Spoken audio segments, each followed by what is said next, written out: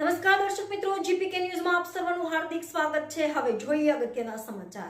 Dabhoi Soneshwar park સોસાયટીમાં આવેલ ચિશ્તિયા મસ્જિદ મદ્રસા trust તરફથી સૈયદ સાદાત અને મહાનુભાવોની ઉપસ્થિતિમાં પહેલા સાલાના જલસા અને મદ્રાસામાં ઇસ્લામી તાલીમ લેતા 109 બાળકોને ઇનામ વિતરણનો કાર્યક્રમ યોજાયો હતો, જેમાં સૈયદ નસીબ બાવા કાદરી સાબરી અશરફી ચોરંદાવાલા, સૈયદ મૌલાના વારિસલી બાપુ ભંડારી, સૈયદ જાફર અલી બાપુ કાદરી, સૈયદ મુસ્તુફા બાપુ કાદરી, સૈયદ હનીફ બાપુ કાદરી અને ડભોઈના પેશ ઇમામો હાજરી આપી હતી।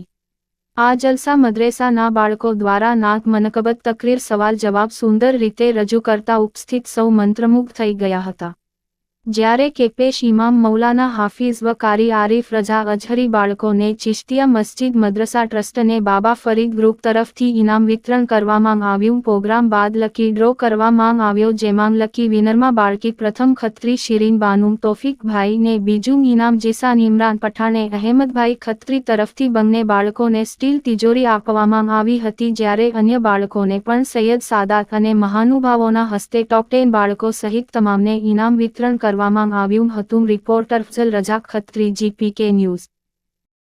જીપીકે ન્યૂઝના સમાચાર જોવા માટે લાઈક કરો, શેર કરો અને સબસ્ક્રાઇબ કરો અને કમેન્ટ કરવાનું ભૂલશો નહીં। વરહમતુલ્લાહિ વબરકાતુહુ। આજે ચિશ્તિયા મસ્જિદ મદરસાની અંદર જે બાળકો પડે છે તેમનો વાર્ષિક ઇનામી સ્ટેજ પ્રોગ્રામ અને જલસો રાખવામાં આવેલ હતો।